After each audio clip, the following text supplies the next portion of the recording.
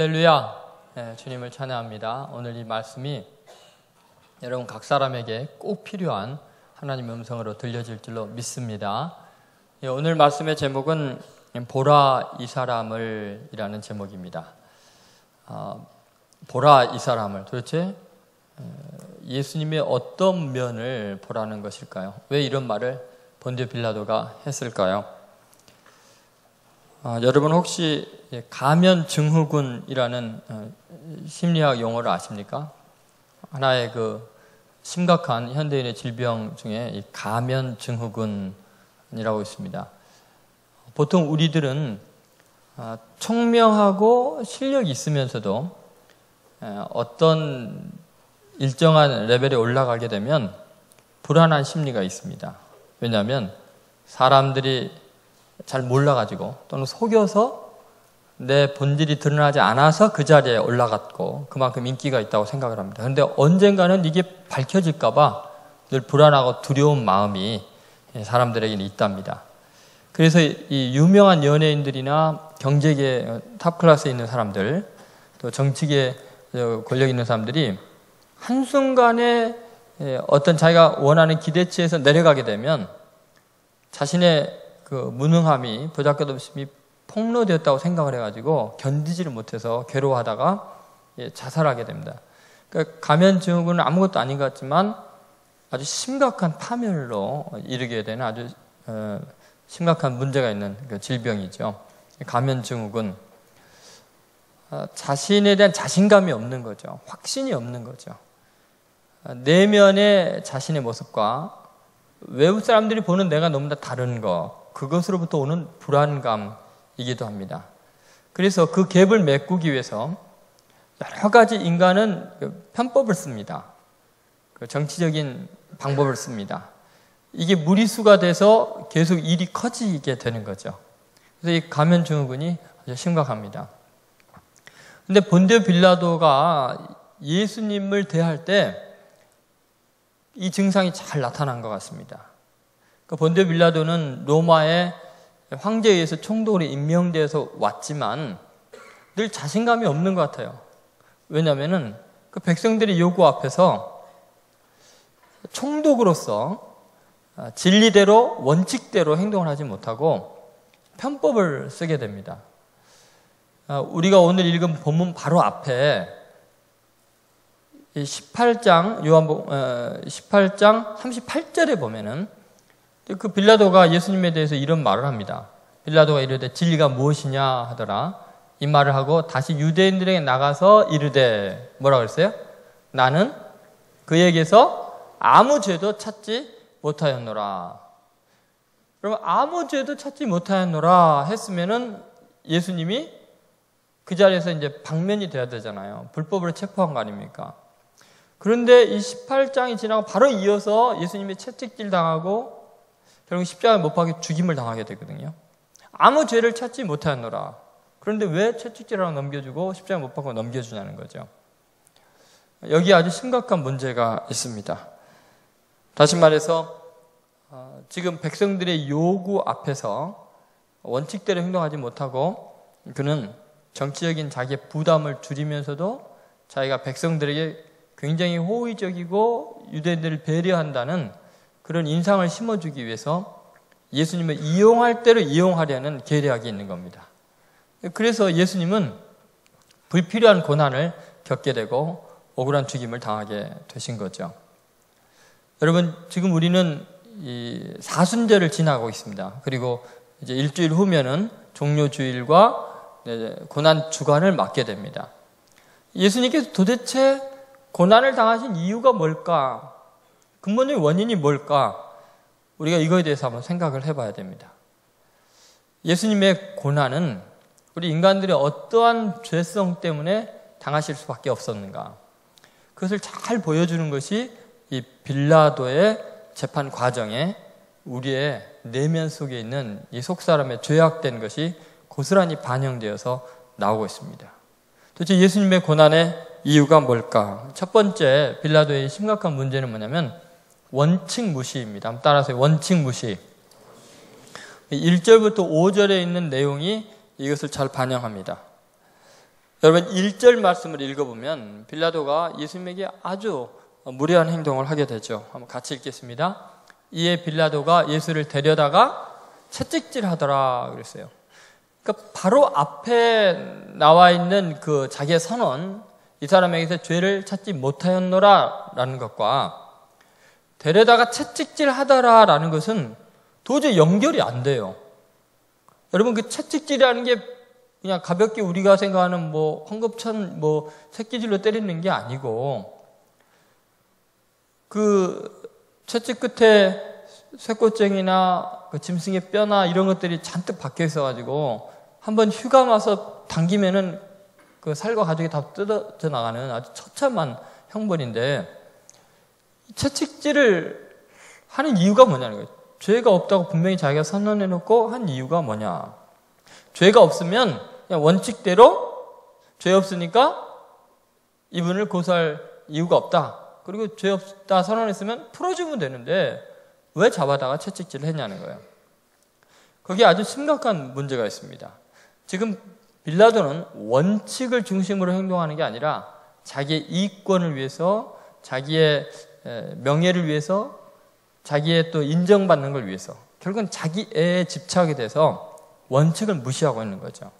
그걸 어떻게 알 수 있냐면은 18장 39절 40절에 보면은 이 빌라도의 반응이 나옵니다. 죄를 찾지 못하겠노라 해놓고는 뭐라고 하냐면은 6월절이면 내가 너희에게 한 사람을 놓아주는 전례가 있으니 그러면 너희는 내가 유대인의 왕을 너희에게 놓아주기를 원하느냐? 아니, 예수님 죄가 없다는 걸 선언을 해놓고 갑자기 6월절 절기를 끌어들인 이유가 뭘까요? 이걸 보면 아주 빌라도의 교묘함이 숨어져 있습니다. 무슨 말이냐면 빌라도는 유대의 총독으로서 유대인들의 호감을 사기를 원하는 거예요. 아무 말썽이 없이 인기를 얻으면서 잘 다스렸다는 인정을 로마 황제에게 받고 싶은 거예요.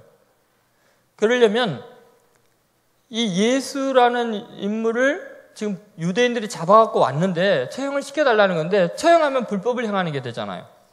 그냥 아무 이유 없이 풀어주면 유대인들의 요구를 들어주지 않는 게 되잖아요. 그러니까 자기는 유대인의 절기를 아주 중요시 여기고 유대인의 의견을 아주 소중히 여기는 사람이라는 걸 보여주기 위해서 6월절의 전례를 따라서, 너희들의 그 규례를 따라서 6월절 되면 한 죄수를 놓아주는 전례가 있지 않냐. 그러니까 내가 너희에게 유대인의 왕을 놓아주는 게 어떻겠냐, 이렇게 말하는 거죠. 그냥 6월절의 전례대로 그냥 행하면 될 건데 자기 입으로 또 유대인의 왕인 예수. 그러면 빌라도의 계산 속에는 뭐가 지금 들어가냐면 6월절의 혜택을 받을 만한 죄수가 누가 있겠냐는 거예요. 예수밖에 없다는 거죠. 물론 죄수도 아니지만. 그러니까 죄가 없다라고 38절에 선언해놓고 39절에 갑자기 6월절 전례 이야기를 하는 모순된 행동을 하는 거죠. 정치인 전략적으로 예수를 이용해서 유대인들에게도 불만이 없이 예수를 풀어주고 유대인들의 절기를 잘 지키는 총독으로 인정을 받으면서도 예수를 사형에 처하지 않는 방법을 찾고 있는 거예요. 그냥 단순하게 원칙대로 죄 없는 사람은 풀어준다. 땅땅 그러면 끝날 걸, 이걸 전략적으로 이용하려고 정치적인 머리를 짜내고 있는 거죠. 여기에 문제가 심각해집니다. 그런데 40절에서 백성들의 반응은 전혀 빌라도의 예상을 빗나가는 반응을 하죠. 어떤 반응을 했어요? 같이 한번 읽어보겠습니다. 그들이 또 소리질러 이르되 이 사람이 아니라 바라바라 하니 바라바는 강도더라. 이것도 충격적인 반응을 한 거예요. 전혀 예상이 지금 빗나가고 있는 거죠.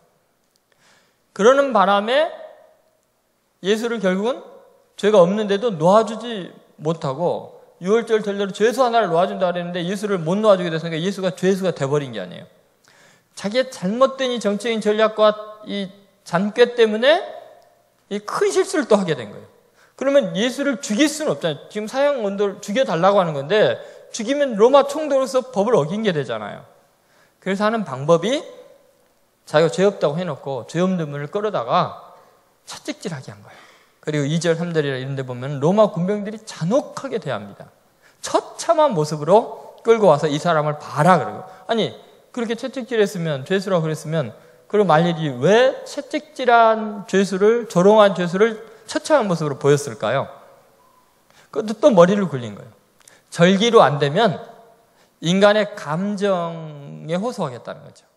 동정심을 유발하겠다는 거예요. 니네들이 그렇게 죽이려고 하는 예수 봐라. 내가 이렇게 채찍질 했지 않냐. 처참하지 않냐. 별 볼 일 없잖아. 니네 동포인데 너희 청년 중에 한 명인데 불쌍하지 않냐. 이 정도면 됐지 않냐. 그들의 동정심을 유발하려고 그랬어요. 거기 또 실패했어요. 왜요?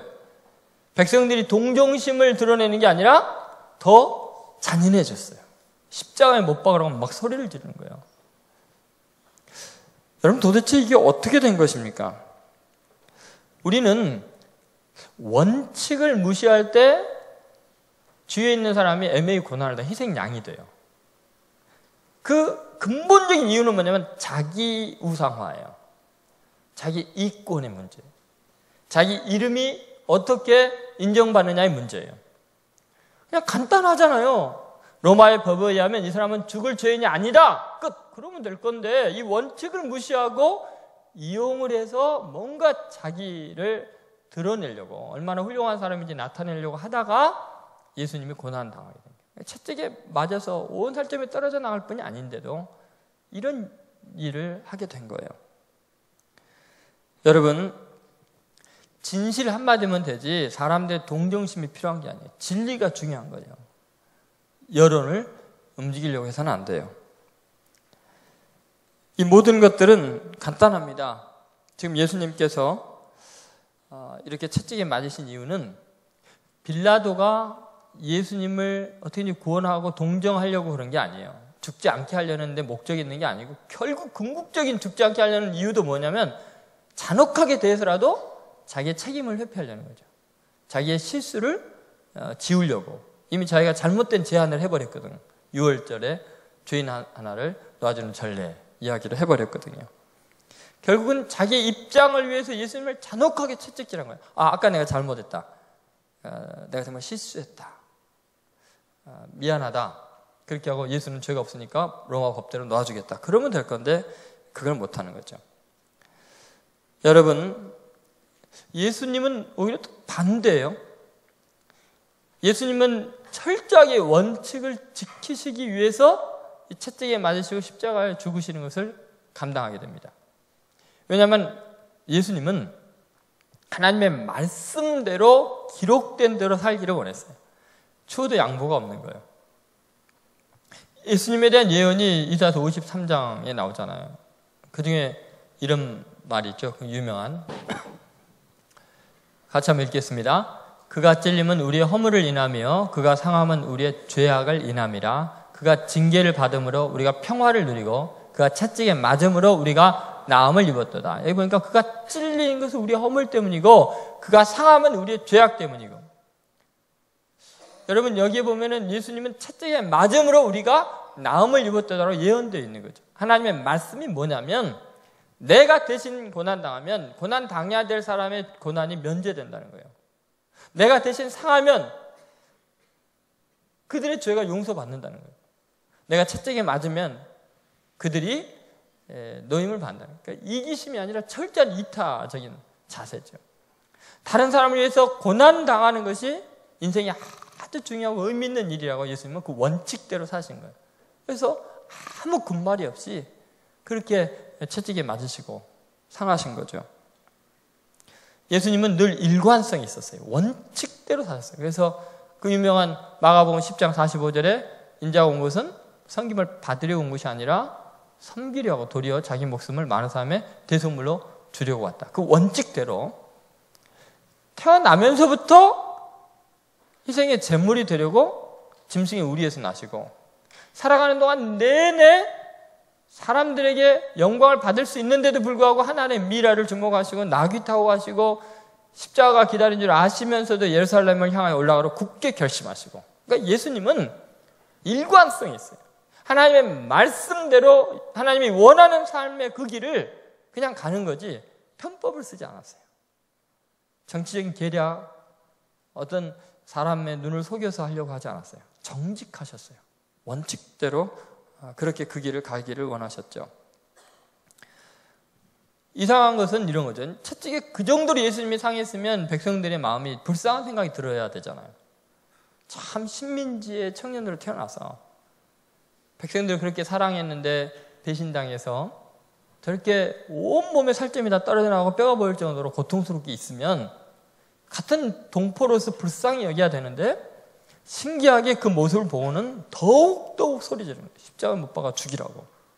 왜 그럴까요? 왜 동정심이 나오지 않고 이렇게 막 예수님을 증오할까? 아니 도대체 예수님이 백성들에게 뭘 잘못했어요? 무슨 악한 일을 행했어요? 도대체 무슨 죄를 지었다고 그럴 수가 있냐고요. 왜 그럴까요? 여러분 놀랍게 백성들은 예수님의 그 거룩한 모습, 온몸에 살점이 떨어져 나가는 고통 속에서도 증오하는 눈빛도 없고 원망도 없고 턱 깎는 자 앞에 양처럼 순수하게 그 고난을 당하고 있는 그 선한 모습, 그 거룩한 빛 앞에서 오히려 자신들의 죄가 더 부각되는 거예요. 정말 잔인하고 악하구나. 저 선한 분을 어떻게 이렇게 만들 수가 있는가. 백성들은 예수 그리스도의 거룩한 사랑 앞에서 위협을 느끼는 거예요. 자기네들의 죄가 잔인함이 포악함이 극명하게 드러나게 되니까 둘 중에 하나를 선택해야 돼요. 자기를 부인하면서 우리가 이렇게 악했습니다. 죄 없는 예수님 무슨 잘못이 있습니까? 우리를 그렇게 사랑해 주신 예수님인데 우리가 예수님을 넘겨줘서 이방인에 의해서 저렇게 당하게 하다니 우리가 죽을 죄인입니다. 그러든지 아니면 그 증거를 그 거룩한 빛을 그 사랑을 빨리 눈에 빼서 제거해버려야 되는 거예요. 십자가에 못 박아서 없애버리기를 원하는 거죠. 마땅히 그러한 형벌을 받아야 되는 자인 것처럼 빨리 처리하기를 원하는 거죠. 결국은 원칙이 없이 자기의 이익이 되느냐, 내 체면이 서느냐, 내 자존심이 뭉개지지 않느냐, 이것 때문에 원칙을 다 무시하고 있는 거예요. 그러니까 예수님은 결국 십자가에 못 박혀서 이런 처참한 일을 당하는 거죠. 결국 여러분, 우리가 순환주간에 특별히 이제 다음 주부터서 진행되는 이 순환주간이라는 것은 예수님의 고난에 동참한다는 건 뭐냐면 우리가 볼 것 안 보고 또 즐길 것 안 즐기고 많이 먹을 것 안 먹고 뭐 이런 것이 예수님의 고난에 동참하는 게 아니에요. 여러분 그런 것이라면 얼마든지 다른 종교도 할 수 있어요. 중요한 것은 뭐냐면 정말 하나님의 말씀대로 살려고 결단했기 때문에 원칙대로 순종하기 때문에 내가 욕을 먹고 내가 핍박을 받는다면 바로 그것이 예수님의 고난에 동참하는 거지 괜히 뭐 고행을 하고 극기를 하고 이런 걸로 자기 의를 또 쌓지 말라는 거예요. 정말 하나님의 말씀대로 살기를 결단하는 거 그게 우리가 사순절을 지나는 모습이에요. 그것이 중요합니다. 여러분 우리가 얼마나 예수님에 대해서는 원칙이 없이 행동하는지 빌라도나 백성들이랑 똑같아요. 예를 들어서 우리는 세상적인 요구 앞에서 예수님만 만만하게 봅니다. 매번 예수님에 대해서는 원칙을 깨뜨려요. 예수님 내가 이렇게 하기로 하겠습니다 해놓고는 뭐 쉽게 그냥 포기를 해요. 그냥 세상과 타협하면서 예수님은 맨 뒤에 처리를 해요. 우리가 왜 그렇게 하냐면은 우리는 예수님의 깊은 사랑과 자기 희생을 잘 알고 있어요. 예수님이 나를 끝까지 용서할 걸 알고 있어요. 다시 말해서 예수님의 사랑을 믿기로 우리는 원칙을 무시하고 쉽게 그렇게 내려놓고 있는 거죠. 이것처럼 잔인한 일이 어디 있어요? 여러분 지금 백성들과 빌라도가 이렇게 원칙을 무시할 수 있는 사람이 누가 있어요? 예수님 한 분밖에 없어요. 예수님이 만만한 거죠. 근데 예수님은 오히려 원칙을 위해서 십자가에 못 박혀 죽임을 당하신 거죠. 여러분 우리가 예수님을 다시 만나기 전까지 재림하시기 전까지 기회가 있지만 재림하신 다음에 예수님은 완전히 다른 모습으로 심판의 주로 오십니다. 그래서 요한계시록에 보면은 여러분이 잘 아는 이런 말씀이 있습니다. 같이 읽겠습니다. 볼지어다 그가 구름을 타고 오시리라. 각 사람의 눈이 그를 보겠고 그를 찌른 자들도 볼 것이요 그를 땅에 있는 모든 족속이 그로 말미암아 애곡하리니 그러하리라. 여러분, 이 보면은 예수 그리스도를 박해한 사람들은 통곡을 하면서 이 거룩하고 위대한 분을 우리가 이렇게 함부로 대고 원칙 없이 대했구나, 이거에 대해서 애곡하게 되고요. 우리를 위해서 이렇게 거룩하고 위대한 분이 그 고난을 당했다는 것을, 그 재림하신 예수의 영광을 보면서 우리가 충격을 받아서 주님을 위해서 애곡할 거예요. 주님, 이렇게까지 위대한 분인지, 이렇게까지 거룩한 분인지 몰랐습니다. 너무 주님을 함부로 하고 홀대했던 죄를 용서해 주십시오. 원칙 무시했습니다. 여러분, 우리가 그리스도인으로 산다는 것, 그것은 원칙을 위해서 어떤 십자가라도 질 각오를 해야 돼요. 그것이 고난의 주님을 우리가 묵상하고 따르는 가장 중요한 길인 줄로 믿습니다. 두 번째, 빌라도가 예수님을 십자가에 못 박으로 넘겨준 이유가 뭐냐면 책임 전가 때문이었습니다. 따라서 책임 전가. 여러분, 6절부터 9절에 있는 내용이 빌라도가 얼마나 책임을 전가하는 걸 쉽게 생각하는 것을 알 수 있습니다. 실제로 너무나 많은 불행과 아픔이 자기가 져야 될 책임을 지지 않고 고난이 있는데도 불구하고 그 권한을 사용해서 책임감 있게 행동하지 않고 남에게 그 책임을 떠넘기는 거예요. 그것도 순전히 자기 애 때문이죠. 자기 사랑 때문에 그런 거죠. 그 책임을 안 지는 거죠. 예를 들면 2011년 6월 달에 그 캄보디아에 그 유명한 재판이 있습니다. 캄보디아 특별재판 ECCC라고 전법 재판이 열리게 됩니다. 여러분이 알다시피 폴포트 정권에 의해서 캄보디아 사람 200만 명이 학살당하는 처참한 일이 있었잖아요. 그것도 최근 일들 아닙니까? 그런데 그 캄보디아인의 3분의 1이 죽임을 당하는데 이 공산주의자들이 안경을 꼈다는 이유로, 학교를 한 번이라 다녔다는 이유로 자기 이웃 친구들 다 죽인 거예요. 참혹한 일이 일어난 거죠. 그런데 32년 만에 이제 재판이 드디어 열린 거예요. 그런데 문제는 폴포츠는 이미 1998년에 죽었어요. 그러니까 재판에 정작 가장 큰 흉악범은 세워지지도 못했어요. 32년의 세월이 지났는데 왜 이렇게 늦게 전범이 되냐면 크메르 르주 정권에 있던 사람들이 그 다음 정권에도 핵심 멤버로 있기 때문에 재판이 열리지가 않았던 거예요. 그러다가 기적같이 열리게 되는데 이 가장 잔혹했던 4명의 실권자들이 있었습니다. 크메르 르주에. 근데 그 중에서 누온체아가 법정에 나오는데 이 사람의 그 트레이드 마크는 선글라스입니다. 항상 선글라스를 다녀요. 선글라스를 끼고 나타났는데 이 재판은 불공정하다. 그리고는 선글라스 끼고 나왔다가 그냥 자기가 그냥 나가버렸어요. 그게 어떻게 그게 가능한지 모르겠어요. 그리고 이 사람 다음에 또 핵심 인물 중에 한 명이 이행시라라는 사람입니다. 이행사리. 근데 이 사람은 이미 자기는 뭐 사면된 사람이다. 그런데 일사부재리의 원칙에 의해서 이미 사면됐는데 나를 왜 다시 재판에 세우냐 하고서 난 몸이 피곤하다 하고 가버렸어요. 이게 말이 됩니까? 이런 식으로? 그리고 지금은 다 80세가 넘었어요. 근데 이행사리가 3월 14일 날 바로 엊그저께 죽었어요. 그래서 나머지 2명밖에 안 남았어요. 다 80세가 넘은 사람들이라 어쩌면 아무도 책임을 안 해요. 200만 명이 죽임을 당했는데 책임지는 사람이 없는 거예요. 얼마나 가슴 아파요. 여러분, 책임을 전가하는 것이 인간의 아주 교묘한 모습들이에요. 지금 이 나라가 위기 가운데 있잖아요. 언제 전쟁이 일어날지, 언제 어떤 심판이 임할지 아무도 모르죠. 물론 많은 예언자들이 예언을 하고 그렇습니다만 정신을 못 차리고 있죠. 그 누구도 책임을 지려고 하지 않아요. 정치계도, 경제계도, 교계도 마찬가지죠. 늘 누구 때문에라고 생각하는 거죠. 정말 하나님께서 우리에게 은혜를 베풀어 주시고 부유하게 하시고 잘 살게 하시고 유명하게 했습니다.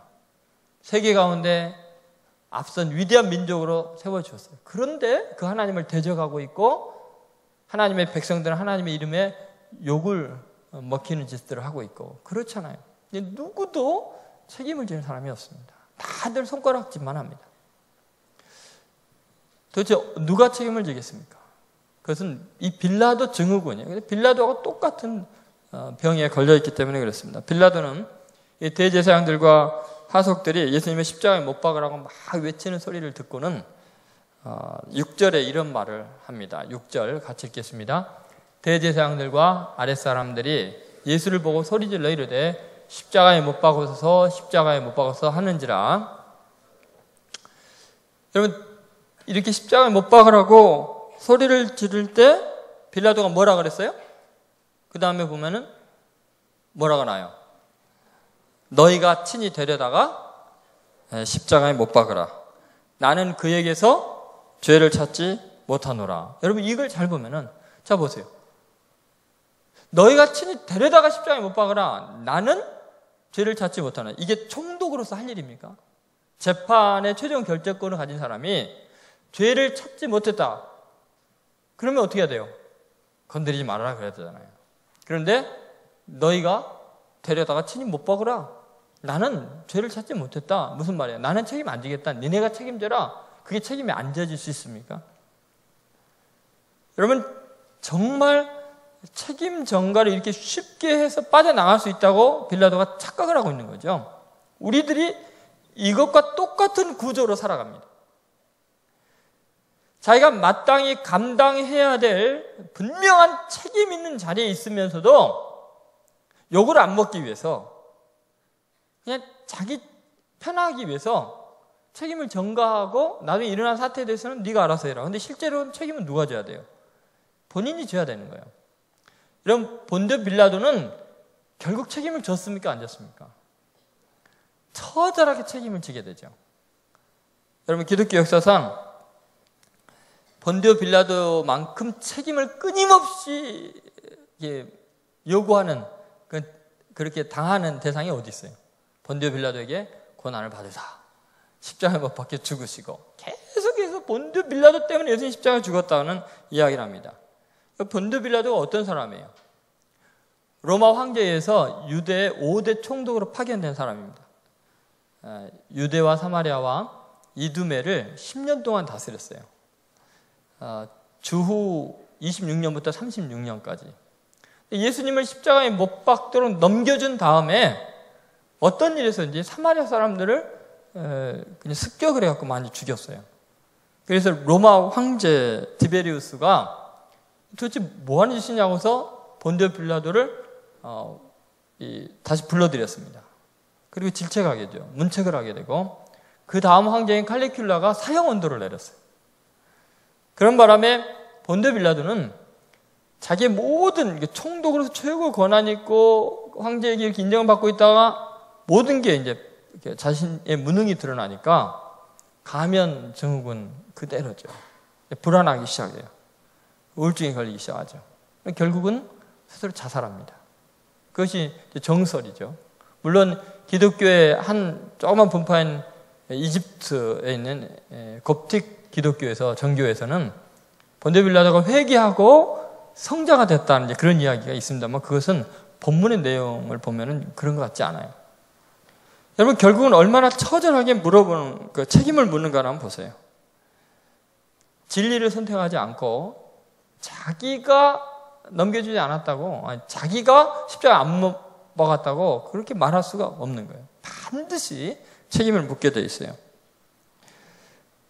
예수님께서는 그렇게 당하는 자리에서도 본디오 빌라도가 너는 어디로부터 왔냐? 너 도대체 정체가 뭐냐라고 물어봤을 때 예수님이 아무 대답을 안 하시고 그대로 죄책감을 그대로 받아들이십니다. 모든 사람들의 죄를 다 홀로 감당하십니다. 예수님은 이 땅에 섬기려고 왔고 우리 죄인들의 죄를 해결해 주려고 오신 거예요.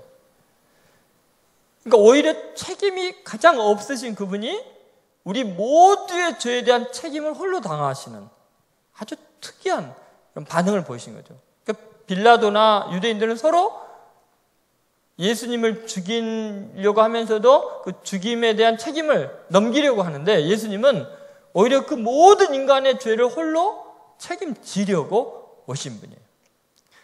여러분, 어떤 사람이 그 공동체를 위한 책임을 진다는 것은 그 사람이 죄가 있을 땐 책임지는 게 불가능해요. 사실은 엄밀한 의미에서 지 죄 문제 해결하기도 바쁜데 예수님처럼 그 모든 사람의 모든 걸 책임질 수 있으려면 정말 완전한 분이어야 했습니다. 그래서 예수님은 인간의 모든 죄의 책임을 친히 감당하는 게 빌라도와 정반대 상황이죠. 책임을 전가하는 게 아니라 받아들이고 있었습니다. 탈무드에 이런 말이 있습니다. 승자는 책임을 지는 태도로 살며 패자는 약속을 남발한다. 여러분, 늘 예수 그리스도는 우리를 위해서 모든 책임을 친히 지심으로 인류 역사상 가장 위대한 승자가 됐죠. 그러나 너무나 많은 사람들이 하나님 앞에서 약속을 남발하고 그것에 대한 책임을 안 져요. 그것이 패자의 모습이라는 것입니다. 여러분, 우리가 이런 책임감이 없는 행동을 할 때 이 땅에는 아픔이 있어요. 그 사람이 속한 공동체에 고통이 있는 이유는 뭐냐면 그가 마땅히 그 자리에서 해야 될 책임을 회피할 때 이런 일들이 진행이 되게 됩니다. 여러분, 우리가 이 고난의 주간에 어떻게 주님의 고난에 동참하는가? 도대체 그게 뭐일까요? 금식하는 걸까요? 여러분 생각해 보세요. 이슬람은 자기네들의 달력으로 9월달이 되면 한 달 동안을 금식을 합니다. 라마단을 지키는 거예요. 불교 스님들은 겨울 가장 추울 때와 가장 더운 여름에 늘 이 동안거라고 겨울에 아주 그냥 좁은 곳에 조용한 곳에 들어가서 가부좌를 틀고 깊은 기도의 고행의 길을 갑니다. 또 하안거에서 여름에도 마찬가지입니다. 그러면 예를 들어 이슬람에서 라마단 기간 중에는 여행객들이나 외국인들이 이슬람 사람들 함부로 건드리지 않습니다. 그들의 경건한 또 고행의 길을 가고 있는 걸 보면서 또 불교의 스님들이 이 동안거나 하안거를 시작하면은 불교 신자들이 스님을 찾아가서 절대 괴롭히지 않습니다. 왜냐하면 깊은 고행을 하고 있으니까, 깊은 기도에 들어가니까. 우리가 사순절이 되어서 주님의 고난에 동참하는 그리스도인들을 보면서 믿지 않는 사람이 다를 때는 몰라도 우리 기독교인들 괴롭히지 말자. 그래도 개독교인이어도 사순절은 잘 지키더라. 그럽니까? 전혀 안 그래요. 사순절이 뭔지도 몰라요. 고난주간이 뭔지도 몰라요. 그럼 도대체 왜 이렇게 되냐는 거예요. 여러분, 우리는 이 민족의 아픔을 놓고 주님처럼 이 죄와 허물을 끌어안고 민족의 죄를 자복하면서 내 죄입니다 하면서 그리스도인들이 회개해야 돼요.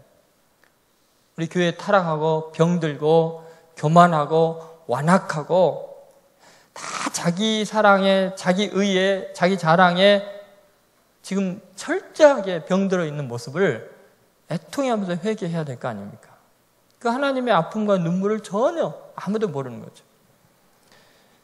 우리는 우리 자신이 속한 그곳에서 책임을 지는 것이 주님의 고난에 동참하는 거예요. 그게 사순절의 의미고 고난주간에 주님의 뒤를 따라가는 거죠. 여러분 가족 가운데 아픔이 있고 문제가 있다면 그것 때문에 눈물로 이번 고난주간 특별새벽기도 때 기도해야죠. 그 제목을 놓고 하나님, 내가 은혜로 충만해서 더 많이 사랑하고 더 섬기지 못하고 이 문제를 내가 해결하지 못해서 우리 가정에는 아픔이 있습니다. 늘 우리는 반대로 너 때문이고 그 사람 때문이고 아빠 때문이고 애 때문이고 뭐 그러잖아요. 여러분이 속한 공동체 안에도 직장도 마찬가지죠. 그 안에서 여러분이 책임지지 않으면 누가 책임을 지겠냐는 거예요. 예수님의 고난에 동참하는 것은 그런 것이지 뭐 먹고 안 보고 뭐 절제하고 이런 게 아니에요. 구체적으로 책임을 감당해야 돼요. 그것이 중요합니다. 여러분 7절의 말씀을 보면 이제 이스라엘 백성들이 하나님의 아들 예수님을 어떻게 대하는가, 그분에 대한 책임의 모습들이 나옵니다. 한번 같이 읽어보겠습니다.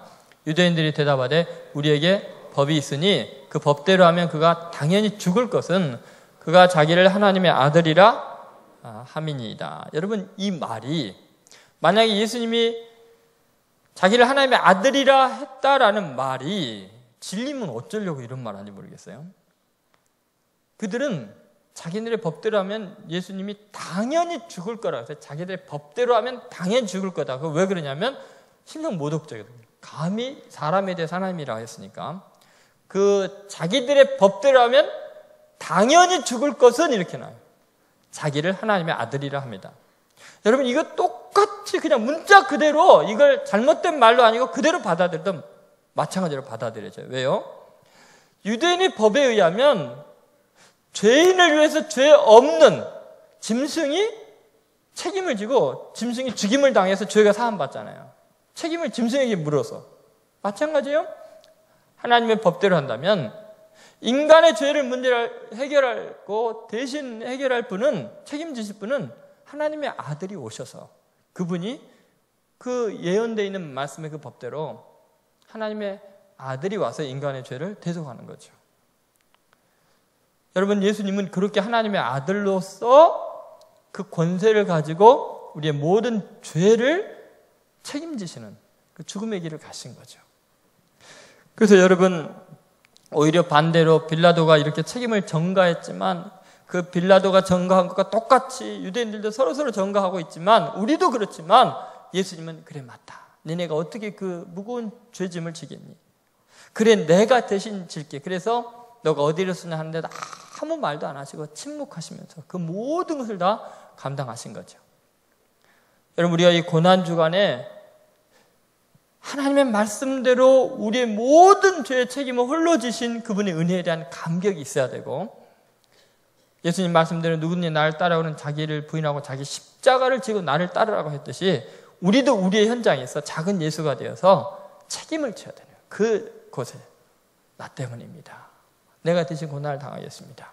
그럴 때 이 사회에 희망이 있고 여러분에 속한 공동체, 가정에 놀라운 꿈이 열립니다. 늘 우리는 책임을 따지고 책임을 전가하려고 하기 때문에 자기 애 때문에 다른 사람이 고난하고 희생양이 생겨나는 거 아니에요.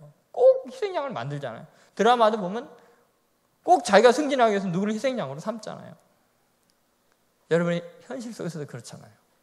꼭 주님의 고난에 동참하면서 책임을 전가하는 게 아니라 책임을 지는 귀한 십자가를 지는 여러분 되시기를 주의 이름으로 소원합니다. 세 번째, 피동적인 결정. 예수님께서 이렇게 결국은 고난을 당하신 이유가 뭐냐면 능동적이고 주체적으로 결단하고 자기가 생각하고 옳은 대로 주도적으로 살지 못하고 늘 사람들의 눈치를 보면 사람들이 몰아가는 대로 몰려다니면서 살기 때문에 애매하게 고난당하는 일들이 있게 됩니다. 예수님이 고난당하는 이유가 거기에 있어요. 그래서 10절에서 16절에 보면 그렇게 나옵니다. 빌라도가 이 12절에 보면은 아주 열심히 노력하는 장면이 나옵니다. 자, 뭐를 위한 노력인지 한번 같이 읽어보겠습니다. 이러함으로 빌라도가 예수를 놓으려고 힘썼으나 유대인들이 소리질러 이르되 이 사람을 놓으면 가이사의 충신이 아니니라 그랬어요. 무려 자기를 왕이라 하는 자는 가이사를 반역하는 것이니다. 여러분, 이 앞부분에 보면은 빌라도가 뭐를 하고 있어요?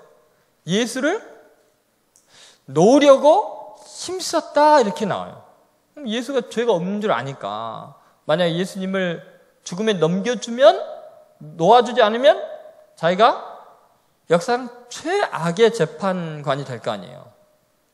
그러니까 어떻게든지 놓으려고 애를 써요. 그런데 결론은 어떻게 돼요? 예수님을 십자가 못 박으로 넘겨주게 돼요. 아니, 왜 자기가 애쓰고 원하는 대로 하지를 않고 결국엔 넘겨주게 되냐? 자기가 주체적으로 선택을 못하는 거예요. 결정을 못 내리는 거예요. 결국은 나만 눈치를 보면서 밀려서 몰려서 결정을 하게 된 거죠. 그런데 로마의 총독이라는 권한은 누구도 유대 땅에서 막을 수가 없어요. 빌라도가 이렇게 하겠다 하는데, 더구나 법대로 하겠다는데 누가 말리겠어요?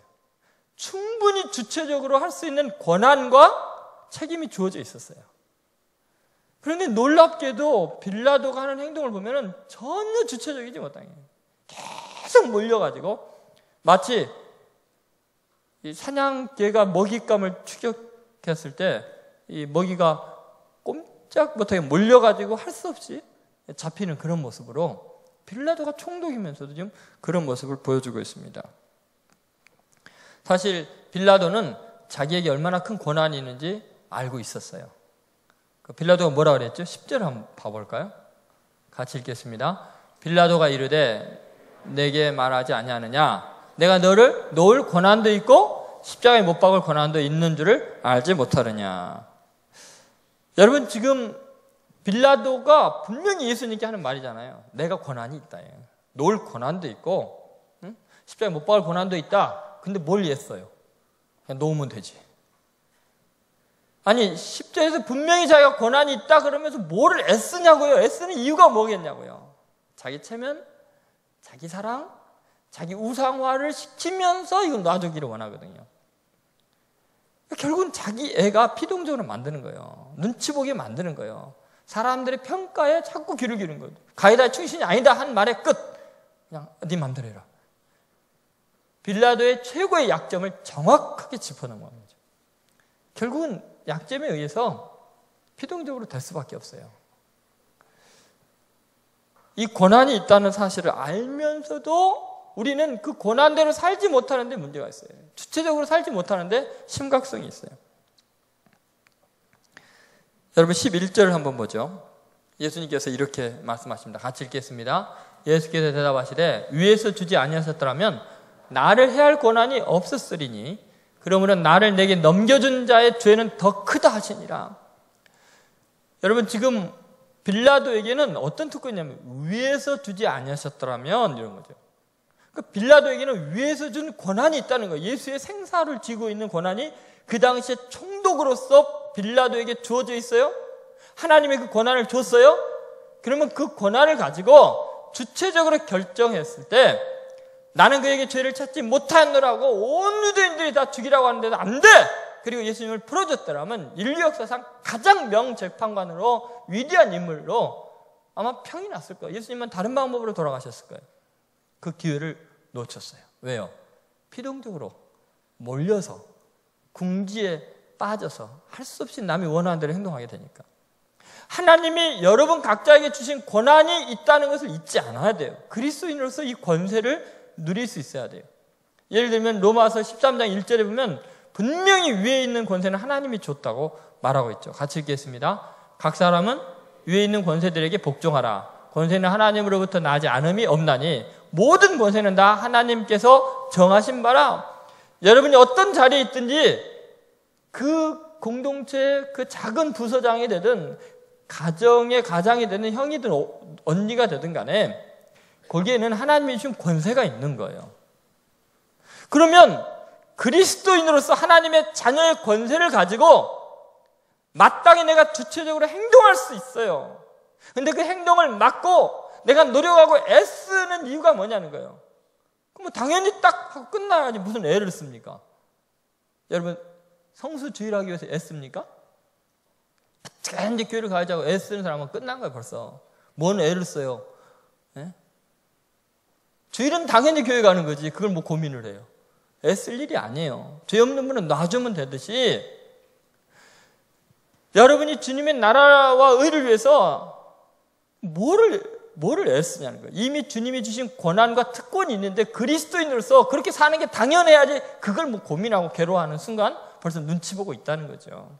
이미 실패한 거예요. 이미 끝난 거예요. 그래서 마귀가 여러분 약점 하나만 딱 건드리면 다 자빠지는 거죠. 가이사 충신이 아니다 그러면 너 그러면 그녀한테 버림받는다 그러면 뭐 주일이고 뭐 다 없는 거죠. 너 그러다가 승진 못한다 그러면 뭐 교회가 뭐 다 없어지는 거죠. 이게 문제예요. 무슨 타협이 있습니까 거기에? 뭐 고민을 하고 애를 쓰냐고요. 그것은 능동적이고 주체적으로 나는 크리스찬이다. 그건 뭐냐면 세상 사람들에게 사랑받고 내가 높아지려는 게 아니라 고난받을 각오를 하는 거죠. 나는 하나님이 주신 권한에 의해서 주일은 하나님은 나의 시간이니까 건드리지 마. 차라리 나 회사에 잘리더라도 안 돼. 이래야죠. 애인이 11조 바치지 말라고 한다고 그거 안 바칩니까? 너 건드리지 마. 11조는 하나님 거야. 이것까지 신경 쓰면 안 되나? 이래야지. 애인이 자꾸 뭐 옷 한 벌 사다 나간다고 11조에서 떼갖고 글로 갖다 주고. 그러면 되겠어요? 그게 무슨 타협할 거리가 되냐고요.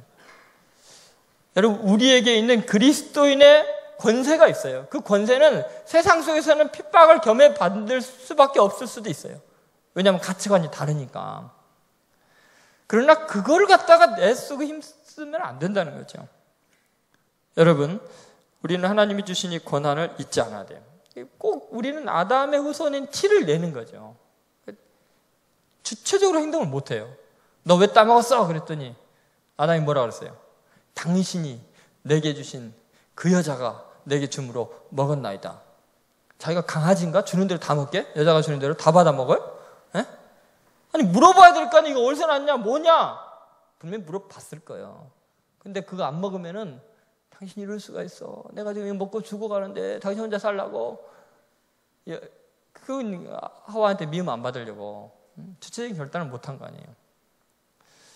여러분 생각해보세요. 우리는 늘 그래요. 얼마든지 하나님 잘못했습니다. 제가 먹지 말아야 될 것을 먹었습니다. 하나님이 내게 주신 이 자유롭고 선택권을 가지고 내가 하나님을 버리고 잘못된 걸 선택했습니다. 용서해 주십시오. 잘못했습니다. 그랬으면요 우리가 죄에 안 빠졌을 거예요. 하나님께서 너 죄를 알렸다 이놈 벌 받아라고 아담을 갖다가 그렇게 큰 벌을 줬겠어요. 끝까지 피동적으로 그녀 때문입니다. 하나님 때문입니다. 이러니까 이 회개가 안 되니까 치유가 불가능한 거죠.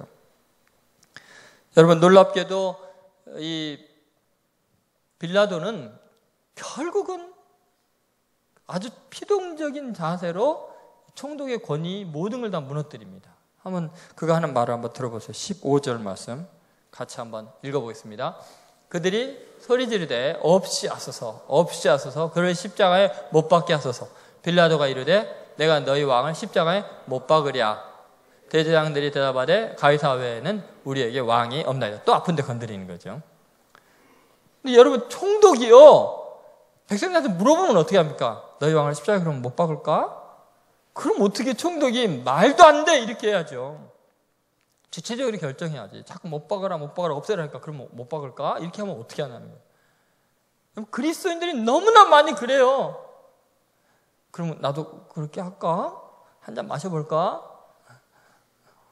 죄와 너무나 쉽게 타협하는 주체적이고 결단하고 좀 멋있는 면이 없어요.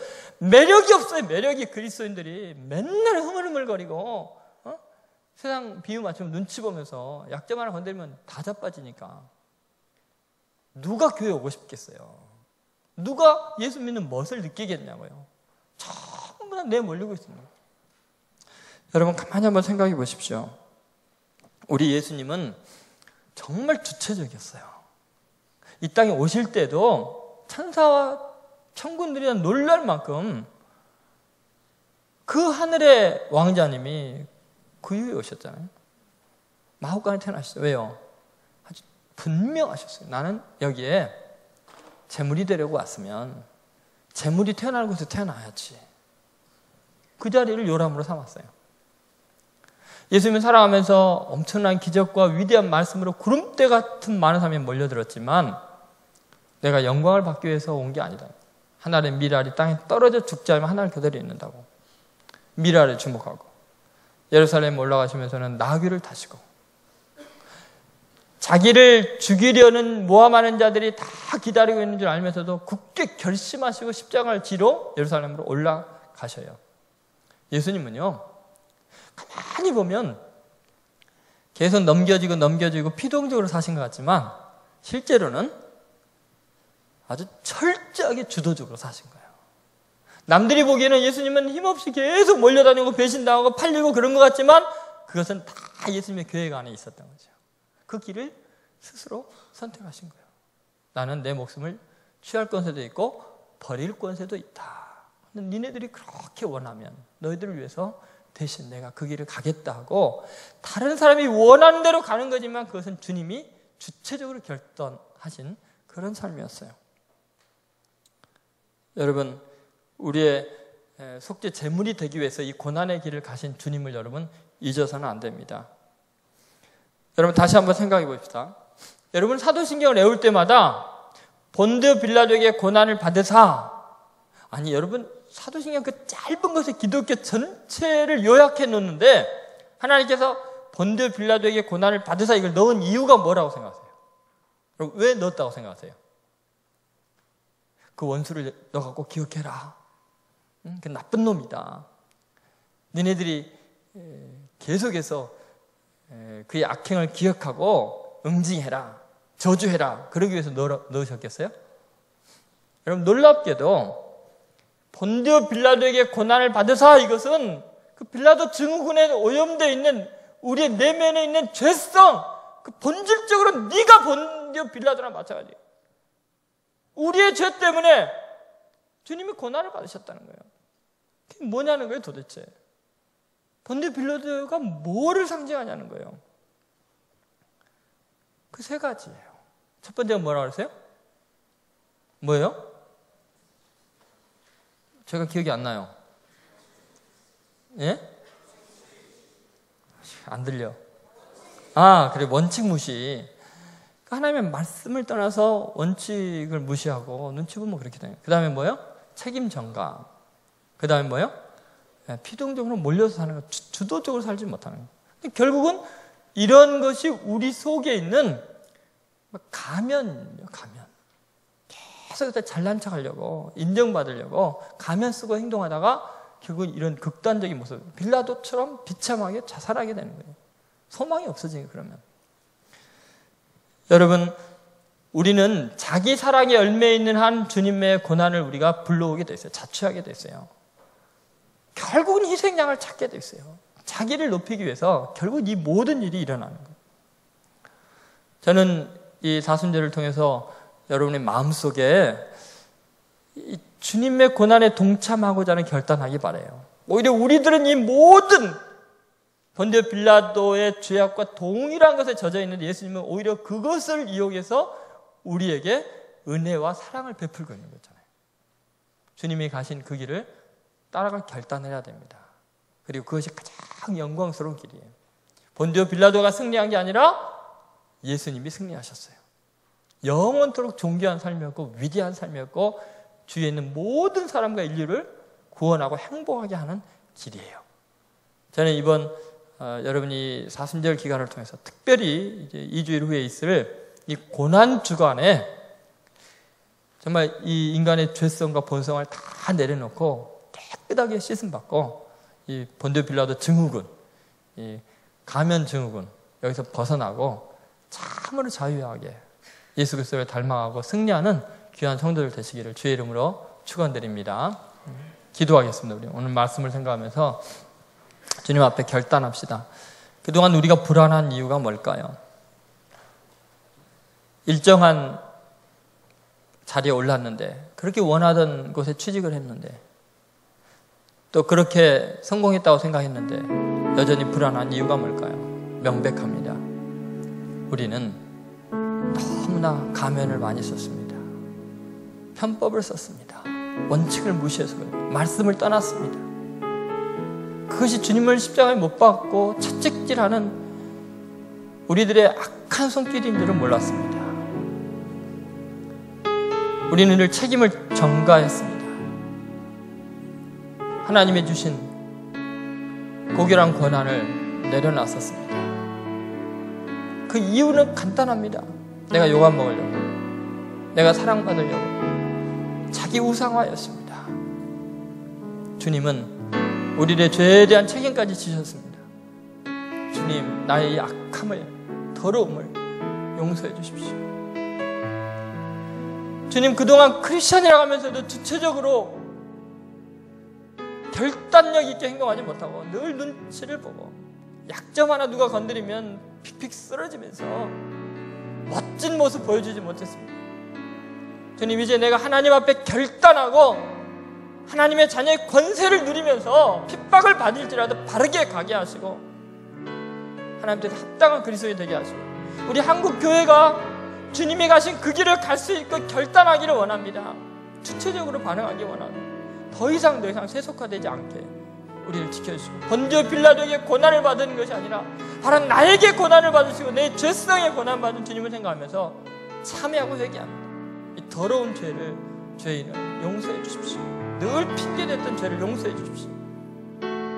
주님의 고난에 동참하는 사순절이 되게 하시고 주님 이번 특별 새벽 기도에 정말 내 목숨을 걸고 나와서 내 주님 앞에 내 죄를 잡아가고 주님과 동행하며 주님 같이 그 길을 갈 수 있는 결단을 하게 해주옵소서. 같이 통성으로 기도하겠습니다. 하나님 아버지, 오늘 우리가 어떠한 사람인지 얼마나 큰 죄인인지 깨달아 알게 하셔서 감사를 드립니다. 아버지 하나님 이 시간에 주님께서 역사해 주시옵소서. 주님 하나님 앞에 여기서 주시옵소서. 하나님 다시 한번 주님 귀한 청년들의 마음, 제 마음에 풀려오게 해주시고 빌라도의 모습이 우리의 모습이 내 모습인 걸 알고 회개하고 용서하여 주시고 주님 앞에 내놓으면서 쓰게 하여 주시고 원칙을 무시하지 않게 하여 주시옵소서. 주님 책임을 전가하지 않게 하여 주시옵소서. 더 이상 하나님 회피하지 않게 하시고 주님 이제는 주체적으로 결단하고 내가 크리스찬인 것을 고백하면서 승리하게 되기를 원합니다. 하나님 도와주시고 붙잡아주시고 인도하셔서 하나님 영광 받아 주시옵소서. 주님을 찬양합니다. 주님을 경배합니다. 감사드립니다. 주님 이 시간에 성령의 큰 은혜를 부어주시고 아버지 하나님 역사해 주시옵소서. 은혜를 베풀어 주옵소서. 주님 편하셔서 살게 하시옵소서. 이 모든 말씀을 예수님의 이름으로 기도드립니다. 아멘.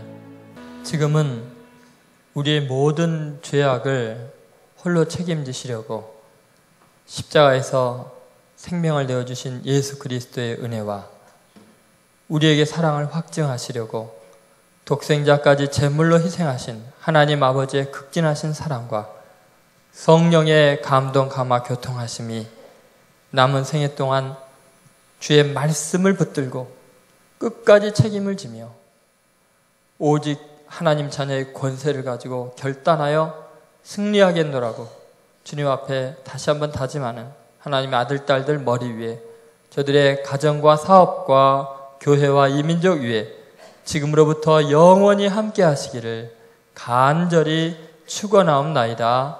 아멘.